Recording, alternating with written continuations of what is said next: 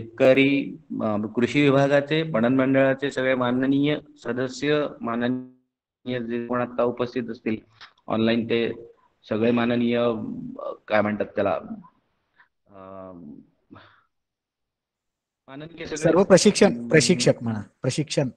विभागाचे सदस्य, प्रशिक्षक सगळे सदस्य, सगळ्यांना नमस्कार. बरं, आम्ही 1999 म्हणजे माझं ग्रॅज्युएशन झाल्यानंतर आम्ही 2 बंधू एकत्र मिळून आंबा लागवड केली, कलम लागवड. आणि त्याला कृषी विभागातर्फे थोडंसं आपल्याला अनुदान पण मिळालं. इन डिटेल मी तुम्हाला इन ब्रीफ सगळी माहिती देतो. आणि तेव्हापासून आपण हापूस आंबा, रत्नागिरी हापूस, आता आपल्याला त्याला GI इंडिकेशन मिळालं, त्यामुळे आपण हापूस म्हणू शकतोय.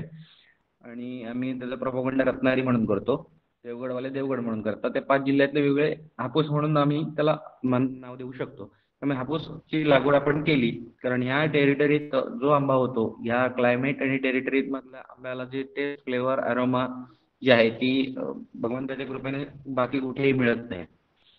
तो आपण 99 मध्ये लागवड केली स्वतःची. ते साधारण एक 40-50 एकर मध्ये तेव्हा लागवड केली. कातळ ब्लास्ट करून बाहेरनं माती आणून टाकली किंवा ती त्याच्यात, आणि आणखी वेगवेगळ्या प्रकारची, पहिल्यांदा आपण रासायनिक केला होता 40-50 टन एक 4-5 वर्ष. पण नंतर असं जाणवलं की त्याचा त्रास व्हायला लागला, आणि मग नंतर आम्ही 2005 सालापासून संपूर्णपणे सेंद्रिय खतावर कन्वर्ट झालो.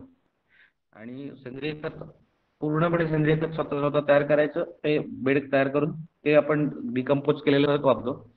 आणि स्प्रेमध्ये सुद्धा रेसिड्यू फ्री, त्यांचा रेसिड्यू राहणार नाही कुठल्याही जगातल्या कुठल्याही देशाला, ते हार्मफुल नाही. त्याचा रेसिड्यू आंबा काढणीच्या नंतर, टेस्ट केल्यानंतर त्याच्यात रेसिड्यू गावणार नाही, असा आंब्याचं अशी स्प्रे घेतली की ज्यामुळे त्याच्यात रेसिड्यू गावणार नाही आणि आपल्या देशाचं नाव खराब होणार नाही असं. आणि मग नंतर आम्हाला हे सगळं त्यातली जी टेक्नॉलॉजी, आयडिया, ह्या सगळ्या पणन मंडळातले माननीय, मी ज्यांना गुरुस्थानी म्हणतो, आम्ही दोघेही बंधू, माझे मोठे बंधुराज सलील दामले आणि मी छोटा समीर दामले, आम्ही दोघंही त्याच्या ह्या क्षेत्रात आहोत. आंबा उत्पादन आणि कॅनिंगची प्रक्रिया उद्योग त्याच्यावरची.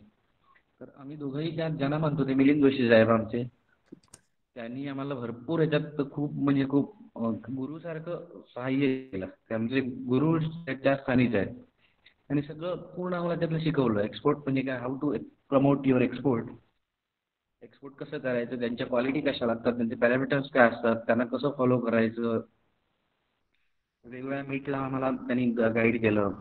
थोडासा सर आवाजाचा सर प्रॉब्लेम येतोय, थोडासा जाणवतोय सर. आता थोडस रेंज मध्ये किंवा माईक जर जवळ धरला आपण तर मग आवाज जरा व्यवस्थित येईल. येस, हा सर. आता बघा, हा येतोय. त्यामुळे मग नंतर आपण ते सुरू केलं. आता मग नंतर आपण व्यवस्थित सुरू केलं आंब्याचं काम. त्याच्यातलं डिसॅपिंग पासून ज्या ज्या आवश्यक गोष्टी आहेत त्याच्यावर व्यवस्थित लक्ष देऊन आंबा कसा खराब होणार नाही. कारण आंबा जसं प्रोसेस केल्यानंतर आंबा ॲक्च्युअली जसे पल्पिंगची जशी प्रोसेसिंग युनिट आहे तसं प्रोसेसिंग आहे, तसंच आंब्याचं पण थोडक्यात प्रोसेसिंगच आहे म्हणायला हरकत नाही. कारण जूनपासून आपण सुरुवात केली आंबा मग एक हंगाम संपला मे महिन्यात की त्याच्यानंतर लगेच छाटणी होते झाडांची. जे जसं द्राक्ष बागायतदार तुमच्या पट्ट्यातले पश्चिम महाराष्ट्र लेवर करतात तसंच आमचे प्रुनिंग ज्याला म्हणतो, त्याची कलमांची प्रुनिंग करणं, लगेच खतांचं ऍप्लिकेशन करायचं आणि त्याच्यानंतर तो पालवी जी येते त्याला ती स्प्रे करून जपायची, ती खराब होऊ नये म्हणून त्याचं स्वीट बरोबर पासून किंवा वेगवेगळ्या ज्या ज्या आवश्यक गोष्टी आहेत त्या सगळ्या करून त्यांचं संगोपन व्यवस्थित करायचं, ज्या हार्मफुल होणार नाही अतिशय छान त्यांना डेव्हलप करायचं, मेंटेन करायचं झाडांना. फवारणीनंतर प्रॉपर झाल्यानंतर रेसिड्यू फ्री आंबा काढल्यानंतर त्याचं काढणी पश्चात तंत्रज्ञान फार महत्वाचं आहे, हँडलिंग फार महत्वाचं आहे. कारण त्याच्यानंतर जर तो आपण आता गेले 2 वर्ष झाली स्वतःचं रॅपनिंग चेंबर पण केलाय. त्याही वेळेला माननीय जोशी साहेबांनीच आपल्याला मदत केली, गाईड केलं की ते कसं प्रॉपर होईल. त्याचं चॅनलायझेशन करण्यासाठी पहिल्यांदा 1 वर्ष आम्हाला जमलं नव्हतं, पण त्याच्यानंतर आता अतिशय सुरेख आंबा, जशी केळ्याची साल सोडली जाते तसा आपल्या रॅपनिंग चेंबर मधला आंबा आपण काढल्यानंतर आंबा पूर्ण व्यवस्थित साल येते आणि त्यात कुठल्याही प्रकारचं CO2 कार्बन डायऑक्साईड राहत नाही. त्यातलं महत्वाचं ते आहे की आंबा व्हाईट हॅपनिंग हा हीट आणि CO2 दोन्ही सोडत असतो. तो डिस्चार्ज होणं महत्वाचं आहे, तो बाहेर निघून जाणं महत्वाचं आहे. त्यामुळे तो व्यवस्थित पिकतो आणि त्याचं शेल्फ लाईफ वाढतं. कारण आंब्याचं शेल्फ लाईफ वाढणं आफ्टर हार्वेस्टिंग हँडलिंग जास्तीत जास्त प्रॉपर होणं महत्वाचं आहे. आणि त्याकरता जास्तीत जास्त काळजी आम्ही घेऊन ते असं व्यवस्थित करत असतो. आणि मग आंबा घेतल्यानंतर त्याचं शेल्फ लाईफ 10-12 दिवस राहिल्यामुळे परदेशात कुठेही जातोच. गेले 11-12 वर्ष आपण अमेरिकेला एक्सपोर्ट करतोय. इंग्लंड मधला एक्सपोर्टर माझ्याकडे घरी येऊन दरवर्षी बसतो. अरे मला एक कन्साइनमेंट 2 कन्साइनमेंट तरी. पण आपल्याला तोच रेट जसा एक्सपोर्टला रेट मिळतो तोच माननीय आपले भास्कर पाटील साहेबांनी गाईड केलंय. त्यांनी आपल्याला त्यातली आयडिया दिली की इथेही तुला लोकल मार्केट मिळू शकतं. त्यामुळे पणन मंडळाने खूप सुंदर सुंदर सहकार्य केलं, सांगूच शकत नाही. त्यांच्या सहकार्याला काय तोडच नाही. त्यामुळे मग नंतर आपण इथेही लोकल मार्केट आपलं नाव बसलं, नाव कमवलं आहे आता ते. रेसिड्यू फ्री आंबा आणि गॅप सर्टिफिकेट. गॅप सर्टिफिकेशनला पण फार महत्व आहे, कारण कुठल्या टेरिटरीतला आणि त्यांचे सगळे नॉर्म्स फॉलो करून त्यांचं सगळं डॉक्युमेंटेशन तसं प्रॉपर वेळच्या वेळेला करून गॅप सर्टिफाईड आणि रेसिड्यू फ्री आंबा दिला की लोक बरोबर आंबा घेतलात. आपल्या भारतातल्या लोकांना सुद्धा चांगल्याची तेवढीच जाणीव आहे जेवढी परदेशातल्या लोकांना आहे. त्यामुळे आपल्या भारतातही चांगलं मार्केट आहे. भारतातही चांगला आंबा विकला जाऊ शकतो. मी कुठलंही फळ, मी आंबा असं म्हणतोच नाही, कुठलंही जर आपण छान सुंदर दिलं तर ते इथेही संपतं, इथेही आपल्याला रेट मिळू शकतो. असं जास्तीत जास्त शिकत राहणे थोडक्यात. रोज आपण शिकत असतो नवीन नवीन आणि प्रत्येकाकडनं कोणाकोणाकडनं काही काही घेत राहायचं. त्यात मदत खूप चांगली मदत करते. त्यात आता सेंद्रिय फवारे म्हणजे वेगवेगळ्या प्रकारचे वनस्पतींचे अर्क काढून सेंद्रिय फवारणीचा सुद्धा आता प्रयोग चालू आहे. आज कालपासूनच सुरू झालाय. त्याच्या आधी एक हात झाला होता, बंधुराज आता स्प्रेइंग मध्ये आहे. त्यामुळे आम्ही असं नवीन नवीन शिकायचा प्रयत्न करतो की आपण ऍडॉप्ट केलं पाहिजे. स्वतःचे तंत्रज्ञान स्वतः जास्तीत जास्त विकसित करण्याचा प्रयत्न केला पाहिजे. रोज शिकत राहायचं, रोज अभ्यास करत राहायचं, रोज कोणाकडून तरी माहिती करायची, काय आपण कमी पडतोय, अजून काहीतरी शिकायला, अजून काहीतरी असं रोज आपण जेव्हा मनाला मानू तेव्हा आपण कुठेतरी जास्तीत जास्त चांगलं देऊ, उत्कृष्ट देऊ की याच्यात काहीही रेसिड्यू गावणार नाही.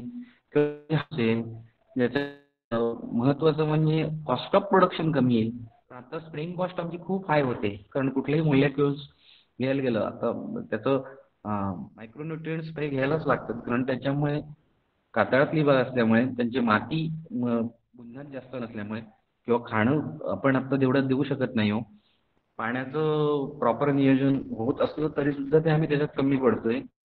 तर खूप खूप शिकत राहायला लागते. तरीही आम्ही जास्तीत जास्त प्रयत्न करून उत्कृष्टहून उत्कृष्ट कसं मिळेल. आंबा फोडल्यानंतर एक फॉर एक्झाम्पल मी आंबा म्हणून देतोय, एक आंबा फोडल्यानंतर त्याचा घरभर वास जायला पाहिजे. हे महत्वाचं आहे.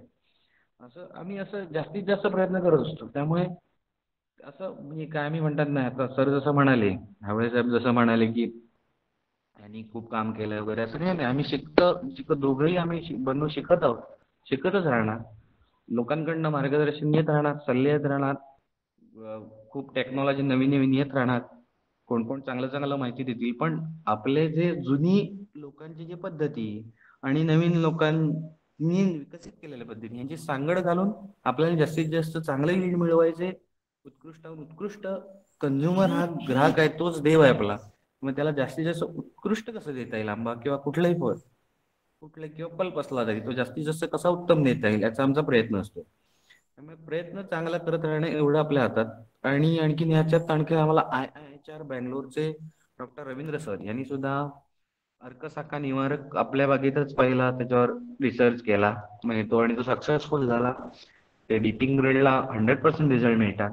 स्प्रेइंग ग्रेडवर अजून त्याच्यावर थोडं काम व्हायला हवंय, कारण स्प्रेइंगला रिझल्ट म्हणावे एवढे नाही, थोडे कमी मिळतात. आणि तेव्हा कसं होतं ते आफ्टर म्हणजे त्यांचं जो स्प्रे आहे तो स्प्रे घेण्याची पद्धत अबो 50% आंबा मॅच्युअर झाल्यानंतर स्प्रे असतो. त्यामुळे फॉर दॅट मॅटर त्याला ते तेव्हा थोडक्यात एक 60 काही लोक बघा 60-65 ते 70% आंबा झाल्यानंतर काढायला लागतो. त्यामुळे 50% जवळ झाल्यानंतर तेव्हा अतिशय गडबड असते. हार्वेस्टिंग पण चालू असतं. काही फळ तयार झालेली असतात, 70% असतात, काही फळ 50% असतात. त्यामुळे तेव्हा ते पटकन जेवढं स्प्रे होईल 1 किंवा 2 स्प्रे मध्ये. तर ते त्याच्यावर सुद्धा आम्ही डॉक्टर रवींद्र सरांची सारखं चालू असतं की ते तशी तुम्ही ग्रेड काढा, प्रयत्न करतो मग वेळ नसल्यामुळे आम्हाला पटकन तेव्हा स्प्रे मिळायला पाहिजे. पण त्यांनी त्याच्यावर तो रिसर्चही छान केलाय. पण आफ्टर हार्वेस्टिंग सुद्धा जर तुम्ही टेम्परेचर कंट्रोल केलं किंवा व्हाईल ट्रान्सपोर्टेशन त्याचं, कारण CO2 आणि त्याचं काय म्हणतात त्याला, ब्रिदिंग चालूच असतं आंब्याचं. पेशी जिवंत असल्यामुळे पूर्ण डेड झाले नसते. हिरवा आंबा असेल तर पाठवत असाल तर पेशी डेड नसतात. मी कॉमर्स वाला आहे, मला त्यातलं जास्त डीप नॉलेज नाहीये. माझे बंधू आहेत, मोठे भाऊ सलील दामले, ते BSc केमिस्ट्री आहेत, त्यांना त्यातलं नॉलेज आहे. पण मला जे त्याच्याबरोबर ऐकतो राहतो त्याच्यातलं जे कळलंय ते मी सांगतो. कदाचित चूक असेल तर मला क्षमा करा आणि मला सांगा काय चुकलं माझं, मी ती चूक सुधारेन. बरं, ते त्यामुळे ते आंबा पाठवताना जर कुठे हिरवा आंबा असेल तर त्याच्यात त्याचं रेस्पिरेशन चालू असतं, त्यामुळे तो हीट आणि CO2 सोडत असतो पिकण्याची प्रोसेस चालू असताना. त्यामुळे ती जर डिस्चार्ज झाली नाही प्रॉपर ट्रान्सपोर्टेशन मध्ये तर आंबा भाजू शकतो. त्यामुळे त्या जास्तीत जास्त काळजी घेऊन वाहतूक केली, काळजी घेऊन आंबा पिकवून जर पाठवला तर अतिउत्तम. म्हणून आम्ही वैयक्तिक जे करतो ते पिकवून किंवा हाफ राईपच आंबा पाठवायचा. म्हणजे त्याचं सेल्डेड पोझिशन आली बाहेर सालीतली थोडक्यात की रेस्पिरेशन थांबलं की मग त्याचं हीट ऍब्सॉर्प्शन म्हणजे नाहीसा होतं आणि CO2 डिस्चार्ज पण बंद होतो बऱ्यापैकी. आणि मग तो आंबा कोळी वेळा खराब किंवा काळा निघत नाही किंवा त्याचं भाजणं पण होत नाही आणि आंबा सगळ्यात जास्त, प्रत्येक आंबा जास्तीत जास्त चांगला शेतकऱ्यांपर्यंत पोहोचतो. तसं आपण जास्तीत जास्त प्रयत्न करत असतो. आणि नीट आणि क्लीन होण्यासाठी आपल्याकडे पॅकिंग आपण जे करतो ते बॉक्समध्येच, करुगेटेड बॉक्समध्येच करतो आम्ही. पेटी आणि पेंढा हा विषय, त्यातला पेंढा आम्ही घेतलाय पण पेटी हा विषय बंद केला, कारण पेंढ्यात थोडं ऍब्सॉर्ब होतं कितीही नाही म्हटलं तरी. हीट थोडी ऍब्सॉर्बंट, आणि तो जर अर्धवट पिकलेला असेल तर पिकण्याचं पण काम करतो आणि एक्स्ट्रा हीट ऍब्सॉर्ब करण्याचं पण काम केलं जातं. असं आमचं व्हाईल रॅपनिंग चेंबरमध्ये रॅपनिंग करताना पण पिकवताना पण हा अनुभव आलाय. त्यामुळे असं असं नवीन नवीन काय काय मी प्रयोग करत असतो. त्यात थोडं कमी जास्त होतं मग ते शिकायचं, शिकत राहायचं, कोणाकडनं डिस्कस करायचं, असं सारखंच असतं. आता आणखीन काय असेल तर सांगा. त्यामुळे आम्ही प्रयत्न करतोय. आम्हाला काय सगळं परफेक्ट येतच आहे असं नाही. आमचे प्रयत्न चालू आहेत, उत्तम उत्तम देण्याचा प्रयत्न सारखा चालू असतोय. Sir, Halve sir. हा सर. हॅलो. हा सर. हा हा सर. हॅलो. आता काय विचारायचं असेल तर सांगा ना. हा, अ, काय बोलायचं असेल तर आणखीन सांगा. आपण सर सुरुवातीची थोडीशी पार्श्वभूमी आपली, शेतकरी म्हणून आपला काय अनुभव होता आणि सर आपण यातून एक्सपोर्टर म्हणून कशी आपल्याला ही कल्पना सुचली किंवा याच्या मागे तुमची काय प्रेरणा होती? मी कोणाला ब्लेम करू शकत नाही, पण शेतकरी म्हणून जेव्हा कुठे पाठवला जायचा तर त्याच्यात मार्जिन XYZ ला पाठवला तर त्याच्यात तो त्याचं कमिशन घ्यायचा, तोलाई घ्यायचा आणि मग त्यातलं आपल्याला मिळायचं मार्जिन कमी व्हायचं. आम्ही हे काय म्हणतात ना, ग्राहकाला डायरेक्ट आंबा चांगला मिळावा आणि त्यामधलं मार्जिन कमी होण्यासाठी डायरेक्ट टू कंझ्युमर हीच कन्सेप्ट डोक्यात आणून आपला आंबा कुठल्याही दलालाकडे वगैरे त्याला ब्लेम करत नाही. त्यांनी त्यांचा तो धंदा म्हणून करतात, त्यांना मला नाव ठेवायचा अधिकार नाही. कारण ते जर तिथे काम बसले तर त्यांना त्यांचं मार्जिन मिळालंच पाहिजे. म्हणून ते दलाल म्हणून तिथे काम करणं त्यांचं ठीक आहे. पण आम्ही ॲज अ शेतकरी म्हणून डायरेक्ट कंझ्युमर गाठलेले आहेत, डायरेक्ट कंझ्युमरकडे जातो. डायरेक्ट कंझ्युमर आपल्याला मिळालेले आहेत. तसे त्यांच्याकडे मी वन बाय हळूहळू वाढत गेले. एकदम कुठलाही होत नाही.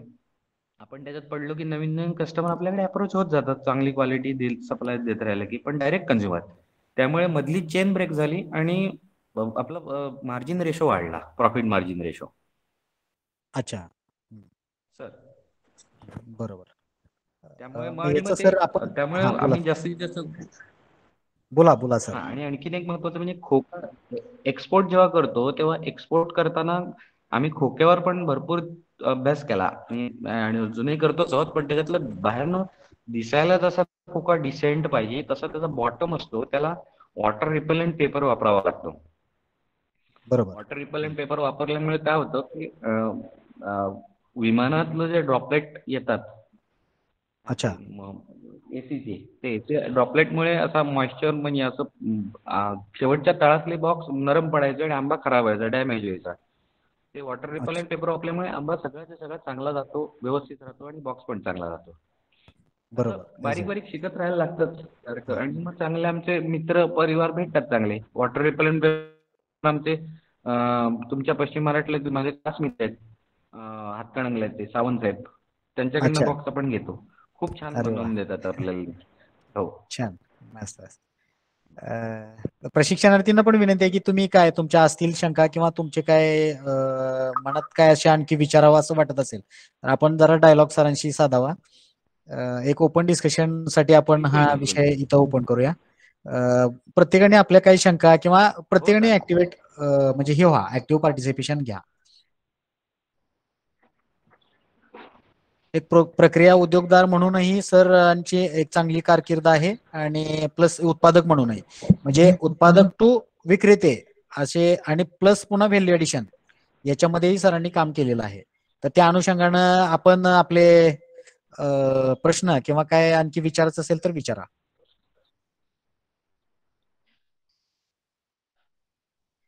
कारण मधुराच्या नावाने आपला आमरस सुद्धा आपण अख्ख्या भारतात पूर्ण नेटवर्क आहे आपलं.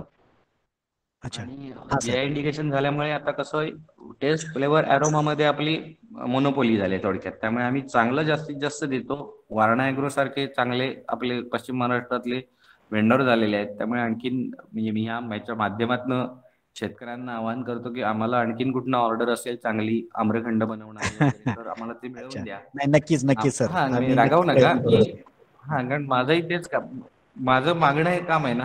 माझ्याकडे काय आहे, मी काय देतो हे सांगणं महत्वाचं आहे. मी बरोबर. शिकतोच आहे, मी मार्केटिंग आधीच मार्केटिंग म्हटलं. करा. बरोबर. I am not boosting my self. आम्हाला आवडत नाही दोघांनाही. आम्ही शेतकरी आहोत, रोज बरोबर. शिकत राहणं एवढंच आपल्या हातात. त्यामुळे कोणी येस. विचारा, कोणी गाईड करा, मी नक्की ऐकून घेईन आणि काय असेल तर त्याच्यात आत्मसात करीन. प्लीज कोण असेल तर विचारा किंवा काही सांगा. बोला काय मंडळी, कुणी बोलणार आहे का? मग कंपल्शन करूया आपण. मग मी नाव घेतो त्यांनी कंपल्शन म्हणजे बोला तुम्ही, मग त्याच्यावरती हे करूया.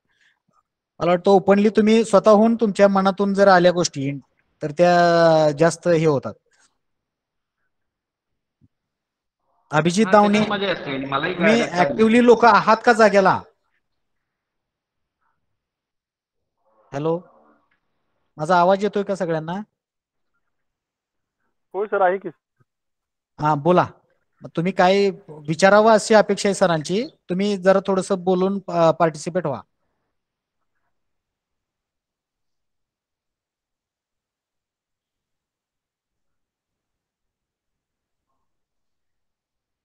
कुणालाच काही विचारायचं नाही.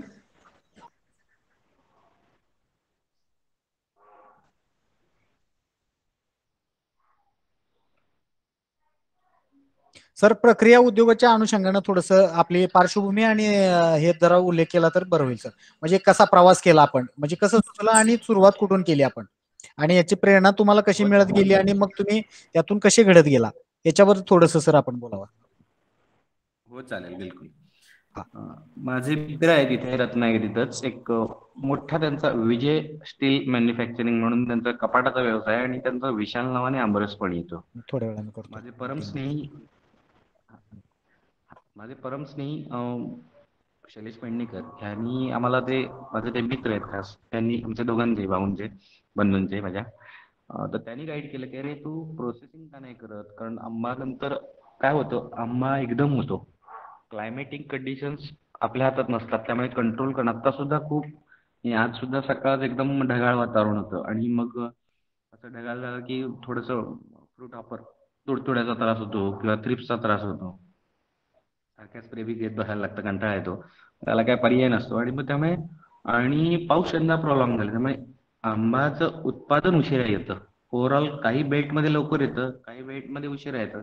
आपण वैयक्तिक एकही थेंब पॅक्लोबिट्राझोलचा वापरत नाही, एकही थेंब पॅक्लो वापरत नाही, कधी वापरत नाही. कारण हार्मफुल आहे असं माझं तर वैयक्तिक मत आहे. कारण त्यामुळे झाडाची व्हेजिटेटिव्ह ग्रोथ थांबते आणि बो डाऊन होतात झाडं. त्यामुळे आम्हाला ते पटत नाही. विदाऊट कळठार चांगलं उत्पन्न तुम्ही खताची मात्रा आणि पाण्याचं व्यवस्थापन असेल तर नक्की इतकी आंबा दरवर्षी येतो. मोठी कलमं येत नाहीत, जी 40-50 वर्षातली कलमं आहेत ती दरवर्षी येतात आणि बाकी मोठी कलमं असतात ती अल्टरनेट बेअरिंग, एक वर्ष आली तर एक वर्ष येत नाही.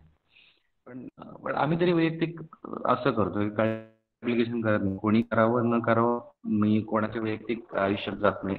जे कारण खरेदी करून लोकांच्या बागा करतात त्यांना ते कल्टर ऍप्लिकेशन केल्याशिवाय त्यांना ते परवडू शकत नाही. कारण लोकांच्या बागा विकत घ्यायच्या, खरेदी करायच्या, त्याच्यावर मेहनत करायची आणि आंबा पाठवायचा. त्यामुळे त्यांना कल्टर ऍप्लिकेशन करायला लागतं. पण आम्ही तसं घेत नाही, कोणाच्या बागाच घेत नाही. स्वतःची तेवढी बाग केली की बस. त्यामुळे आम्हाला ते विदाऊट कल्टर जमतंय. पण काय होतं त्याच्यात आणि आंब्याची क्वालिटी पण चांगली राहते. कल्टाराने कसं होतं त्यांना मेहनत भरपूर भरपूर करायला लागते. 16-16, 17-17 हात सुद्धा स्प्रेचे घ्यायला लागतात. ज्यांचं कारण क्लायमॅटिक कंडिशन्स एवढी अपडाऊन असते, हैराण होतात अक्षरशः सगळे शेतकरी. मी शेतकरी, हाडाचा शेतकरी असल्यामुळे मला इथे प्रत्येकाचं दिसतंय की खूप खूप खूप हैराण होतात. आणि मग नंतर जो शेवट एकदम मे महिन्यात आंबा होतो त्याचं करायचं काय हा प्रश्न पडतो. म्हणून आम्ही ते प्रोसेसिंग सुरू केलं आणि छोटं 15 टनापासून सुरू केलं. आणि मोठा भाऊ माझा सलील दामले अखंड तो बागेतच असतो आणि तो मार्केटिंगला कायम करत असतो. आताही स्प्रे मागाशी सांगितल्यामुळे तो स्प्रे मध्येच आहे. तर तो पूर्ण आंब्याचे सॅम्पल घेऊन आपल्या एस टी महामंडळाच्या लाल गाडीत द्यायचा मार्केटिंगसाठी. आणि मग असं हळूहळू करत करत मार्केट डेव्हलप होत गेलं. पल्प आवडायला लागला लोकांना. मग ऑर्डर वाढत गेल्या आणि आता आपण 4 टन पर अवरचं लार्ज स्केल युनिट आहे. आपण कितीही प्रोडक्शन करू शकतो, काही प्रॉब्लेम नाही. आणि आत्ताच सांगितल्याप्रमाणे वारणा ॲग्रोनी माननीय अनायसे आमचे परचेस मॅनेजर नवनाथ साहेब आहेत तिथे, किंवा शीतल बसरे साहेब आहेत. फार शीतल बसरे साहेबांकडनं खूप शिकायला मिळालं. त्यांची क्वालिटीवाले आहेत, आले होते. म्हणून म्हटलं पश्चिम महाराष्ट्रातील लोक खूप हुशार आहेत, त्यांच्याकडनं शिकण्यासारखं खूप असतं. बसरे साहेबांनी आम्हाला खूप छान शिकवलं. पल्पिंगमध्ये सुद्धा खूप क्वालिटीमध्ये मस्त आहेत ते सुद्धा. पण त्यांच्याकडनं शिकायला मिळालं. त्यामुळे असं आणखीन आणखीन आम्ही शिकत असतो आणि आणखीन आणखीन ऑर्डर येत असतात. अमेरिकेला एक्सपोर्ट केला आहे आंबा आमरस. यंदा आता जस्ट युरोपला गेला. त्यामुळे ते 3.1 kg 850 ग्रॅम ह्याच्यामध्ये आपलं ते पॅकिंग चालूच असतं, ते डिस्पॅच चालूच असतं आणि अखंड भारतातही आहेच नेटवर्क. आणि आमच्या माननीय प्रभू साहेबांच्या कृपेमुळे GI इंडिकेशन मिळाले. जे रखडलं होतं ते सगळ्यांनी आम्ही फॉलोअप घेतला. अजित काका गोपटे आमचे माननीय माजी आमदार देवगडचे, ते आणि आमचे डॉक्टर भिडे साहेब. तसंच आणखीन आम्ही सगळं एकत्र मिळून ते सगळं केलेलं, मागे फॉलोअप घेतलेला आणि प्रभूसाहेबांनी ते केलं.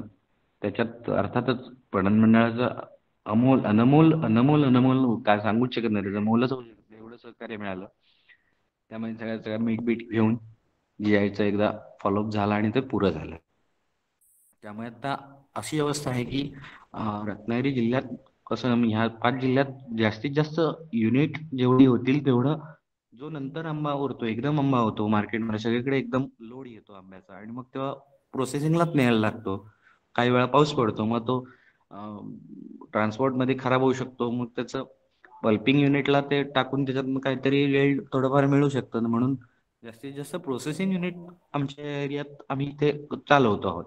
त्यामुळे कोणाची मॅक्झिमम कोणालाही उत्कृष्ट आमरस हवा असेल तर आपण नक्की सप्लाय देऊ शकतो, नॅचरल ॲज वेल एज स्वीटन. आणि आपलं US FDA रजिस्टर्ड आहे फर्म.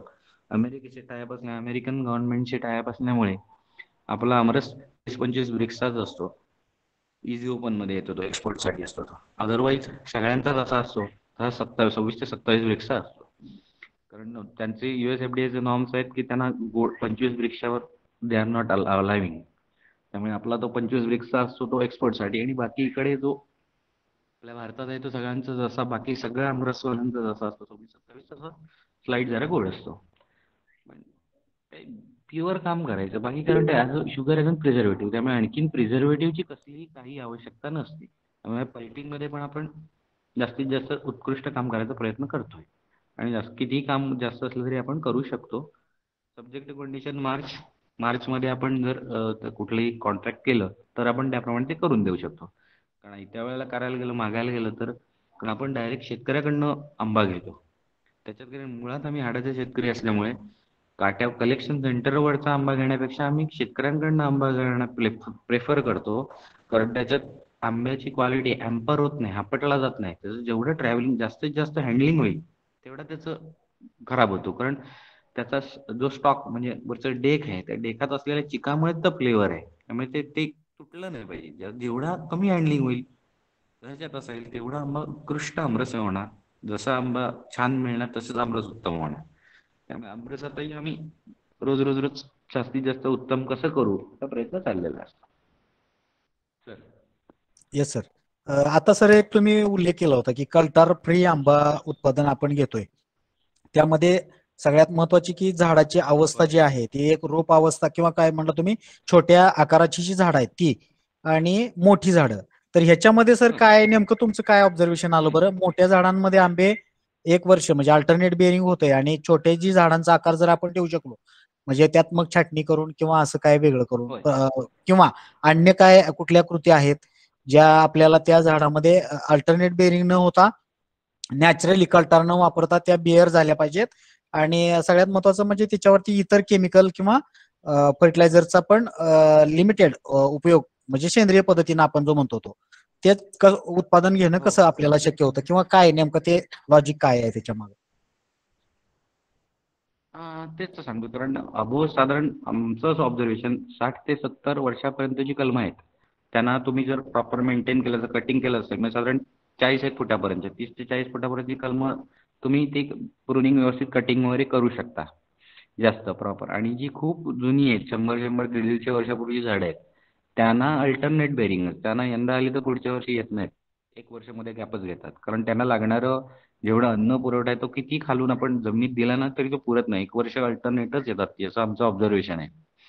म्हणून जी छोटी कलमं आहेत मी 60-70 वर्षातली 40 फुटापर्यंतची ती जर व्यवस्थित कट केली तर असं आमचं ऑब्झर्वेशन आहे. व्यवस्थित प्रॉपर कटिंग करायचं आणि त्यासाठी काय विशेष म्हणजे ट्रेन माणसं बिणसं कोणी नाहीत हां. आमची इथली माणसं मराठी माणसंच आमची नेहमीची जी आहेत तीच.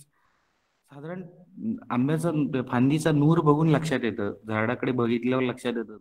आपल्याला झाड बोलतं. आपण म्हणणार फक्त एकरूप व्हायला पाहिजे त्या कामात, की बरोबर लक्षात येतं की कुठली फांदी खराब जमी आहे. ही आता झाली उत्पन्न देऊन थकले हिचं कट मारायला हरकत नाही.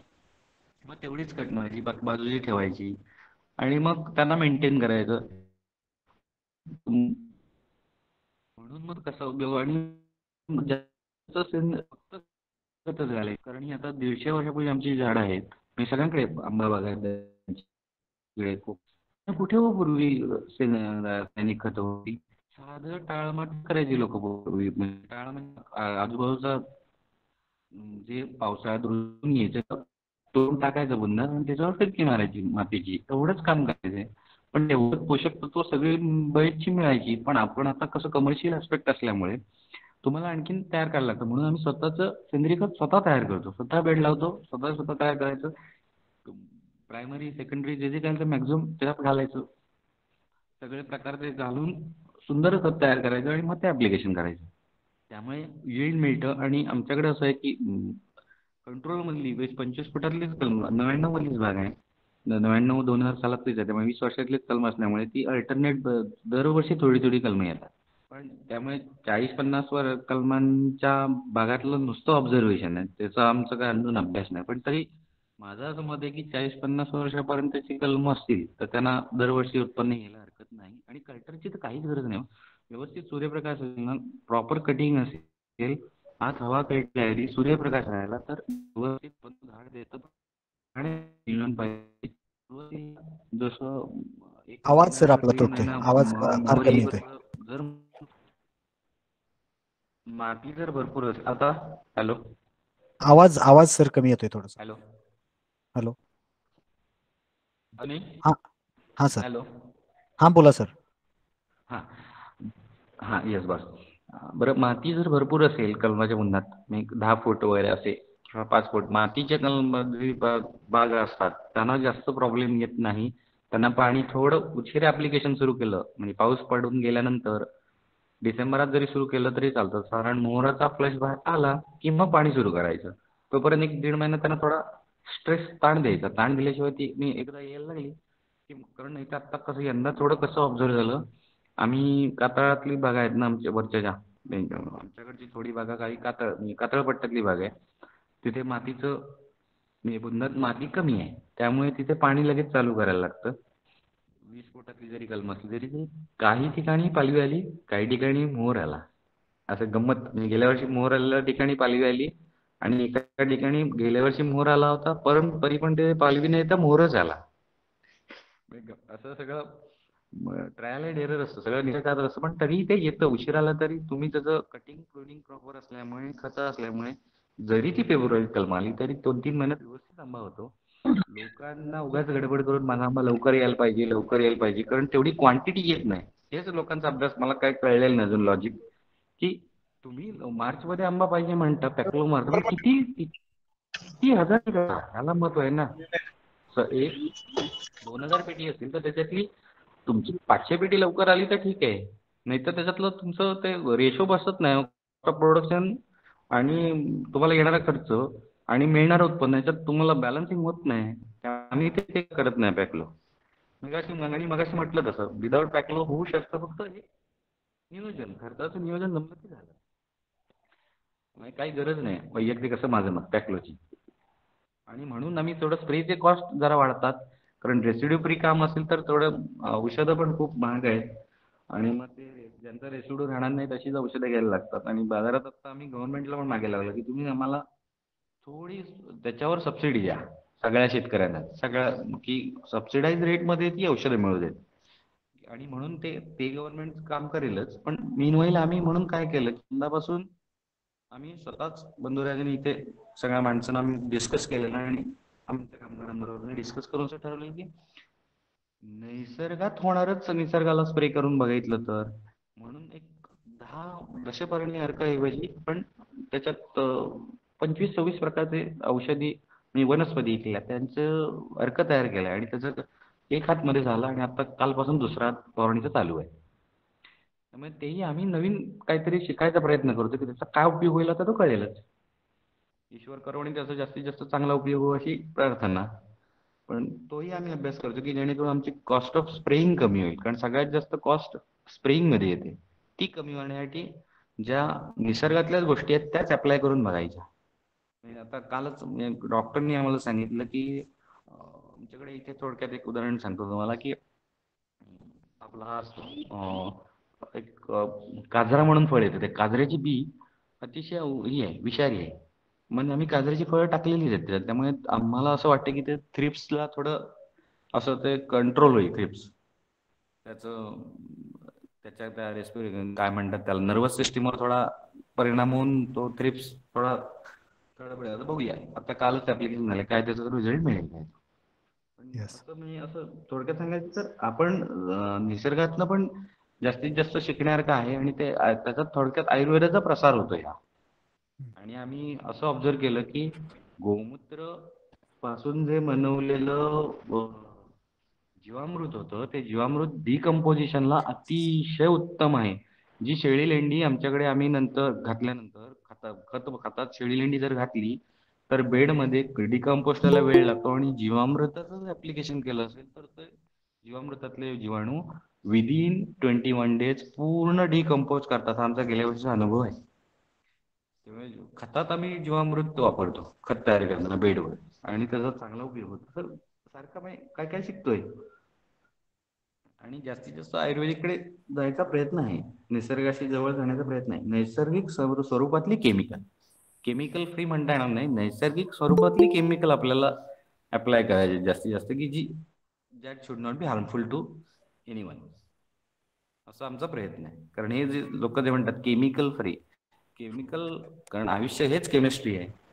आपण जेव्हा अन्न शिजवतो तेव्हा सुद्धा सगळ्या प्रकारची वेगवेगळे फोडणीला जे 4 प्रकार टाकतो ते केमिस्ट्रीच आहे ना ती. त्यामुळे आयुष्य हे केमिस्ट्रीचंच बनलेलं आहे. 4 जण वेगवेगळ्या प्रकारची वेगवेगळ्या धाटलीतली माणसं एकत्र येऊन काम करतो.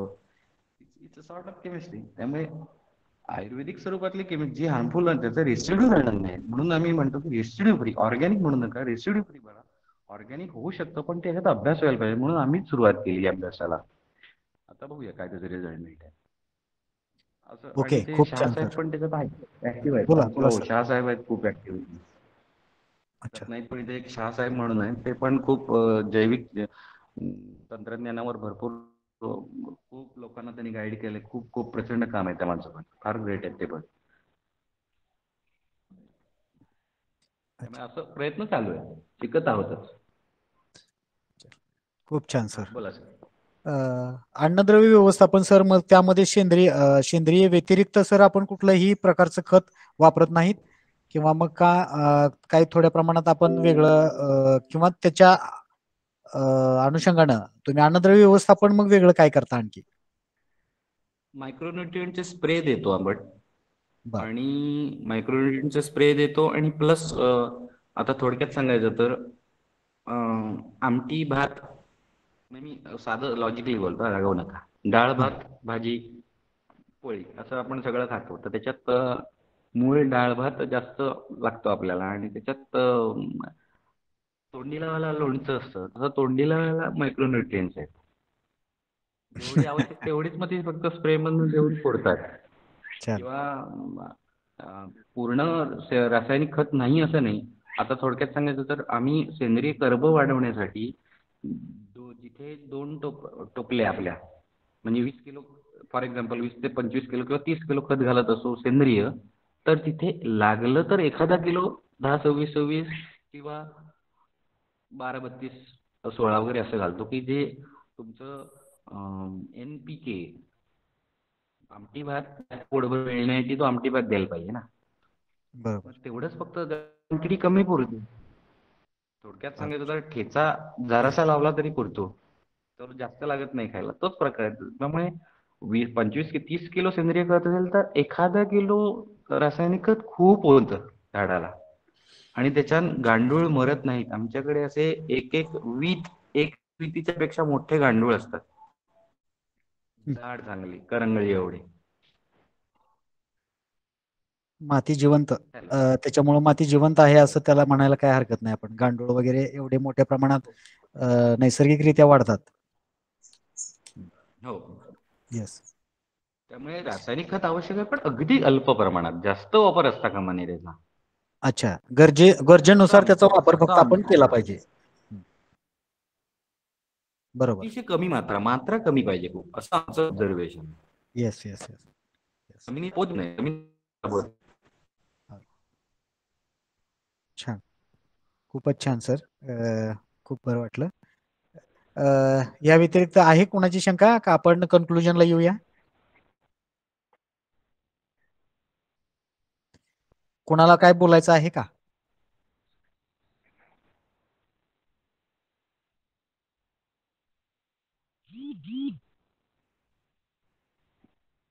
तर मला वाटतं सर काही नाहीत, प्रशिक्षणार्थींचे काही नाहीत शंका.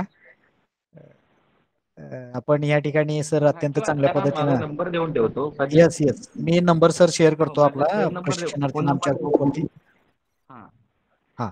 आणि काय अडचणी आल्या तर आणि त्यांना आम्ही काही कदाचित. शंका किंवा त्यांना मला, येस. हा सर. आणि त्यांना मला काही गाईड करायचं असेल, तुमचं हे चुकतंय, याच्यात हे बदल व्हायला पाहिजे तसं मला वाटतं, असं कोणी फ्रँकली सांगितलं तरी चालेल, कारण आम्ही शिकत आहोत. त्यामुळे येस येस येस. कोणाचं बी फ्रँक, म्हणजे कोणी असं फ्रँक सांगावं, कारण ईश्वराने सगळ्यांना निर्माण केले, सगळे ईश्वर.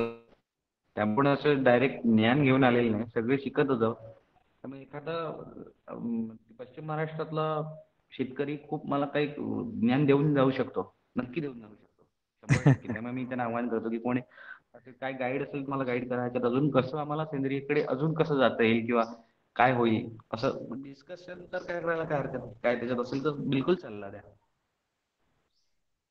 नक्कीच नक्कीच आमचे प्रशिक्षणार्थी आपल्याकडे सर व्हिजिट करतील. आम्ही कधीतरी योगायोगानं संधी मिळाली तर आम्ही नक्की आपल्या फार्मला आणि आपल्या प्लांटला पण व्हिजिट करू. आम्हाला आपल्याकडून अशा सहकार्याची फक्त एक अपेक्षा आहे. बिलकुल बस. आणि काही शेतकरी आमच्याकडले जरी काय करू पाहणारे एक इनोव्हेटिव्ह फार्मर जर तयार होऊ इच्छित असतील तर त्यांनाही आपण सर या दृष्टीनं मार्गदर्शन करावं, जेणेकरून आपल्यासारखे एक मोठे तुमचे वारसदार जरी तयार होऊ शकले तरी एक चांगली गोष्ट आपण ह्या निमित्तानं साधली असं काय म्हणायला चान्स आहे, वाव आहे आपल्याला. तर ते आम्हाला सर मार्गदर्शनाच्या प्रतीक्षेत आम्ही कायमच आपल्या राहूया. मला वाटतं अत्यंत चांगल्या पद्धतीनं बिलकुल. आपण आणि सुरुवातीपासून. काही आणि याच्यात, हो हा सर एक मिनिट, ह्याच्यात हा. आणि आणखीन काही कमी जास्त असेल किंवा आणखीन सखोल माहिती हवी असेल तर माननीय आमचे मिलिंद जोशी साहेब आणि माननीय भास्कर पाटील साहेब हे आमचे 2 गुरुस्थानी बसलेले आहेत. ते तुम्हाला कधीही काही अडचण आली तरी त्यांना जो अनुभव, त्यांना जे नॉलेज आहे, त्यांना सलाम. म्हणजे काय बोलूच शकत नाही. एवढं त्यांच्याकडे ज्ञान आहे आणि ते एवढं छान गाईड करतात. अच्छा, ते नक्कीच. कोणालाही आपलं कधी नावही गाईड सर करू जोशी शकतात. सरांनीच आपलं नाव सुचवलं होतं. त्या अनुषंगानेच आपण यामध्ये सर मार्गदर्शन म्हणजे केलं आपण अत्यंत चांगल्या पद्धतीने. त्यामुळे जोशी साहेबांची आणि भास्कर पाटील साहेबांची जी प्रतिक्रिया आहे किंवा एक आपल्याला त्यांना एक उत्साह आम्हाला जाणवला त्यांच्या बोलण्यातून, कॉन्फिडन्स जाणवला, की बाबा आम्ही एक चांगले शेतकरी किंवा आम्ही एक असे उद्योजक आम्ही तयार करू शकलो. तर त्यांच्या बोलण्यातूनच सर हे याची उत्तरं मिळत होती सगळी आपण जे बोललात ते सगळ्या प्रश्नांची. तर ह्या निमित्तानं आपण आम्हाला एक पहिल्याच दिवशी नववर्षाच्या सुरुवातीलाच एक चांगल्या पद्धतीचं मार्गदर्शन आपण सर आमच्या सर्व श्रोत्यांना आणि सर्व शेतकरी बांधव ज्यामध्ये आमचे समावेश आहेत त्यांना आपण मार्गदर्शन केलं. तर खूप खूप सर धन्यवाद आणि पुढे आम्ही अजूनही मागा म्हटल्याप्रमाणे आपल्या मार्गदर्शनाच्या प्रतीक्षेत आम्ही कायमच राहू. आमच्या हाकेला आपण सर साथ द्यावी एक अपेक्षा या निमित्ताने मी व्यक्त करतो. आपण या ठिकाणी सर थांबूया. धन्यवाद सर.